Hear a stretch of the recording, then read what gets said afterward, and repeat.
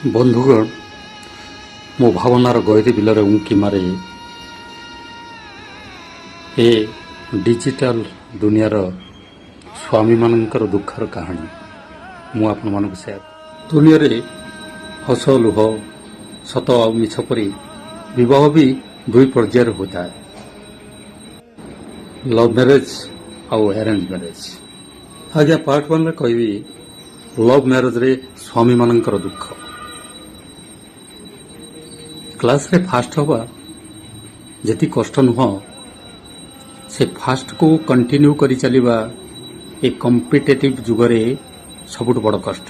ଠିକ୍ ସେମିତି love ମ୍ୟାରେଜରେ marriage ପୂର୍ବରୁ ଘଟିଯାଇଥିବା କାହାଣୀ ଯଦି ମ୍ୟାରେଜ ପରେ କଣ୍ଟିନ୍ୟୁ ନ ହୋଇପାରେ, ତାହେଲେ ସ୍ୱାମୀମାନଙ୍କର ଦୁଃଖ କାହାଣୀ ବଢ଼ିଯାଏ। ଆଉ ତାକୁ କଣ୍ଟିନ୍ୟୁ କରିପାରିବା ଗୋଟେ ସ୍ୱାମୀ ପକ୍ଷେ ପ୍ରାୟ ସମ୍ଭବ ହୋଇନଥାଏ। ସେ ସ୍ୱାମୀଟିକୁ କେବଳ ପୂର୍ବର କଥାକୁ ମନେ ପକାଇ ଦେଇ ସ୍ତ୍ରୀ ଦ୍ୱାରା ମିଳିଥାଏ ଲାଞ୍ଛନା। କ'ଣ ଭୁଲ କହିଲି? କମେଣ୍ଟରେ ନିଶ୍ଚିତ ଜଣାଇବି।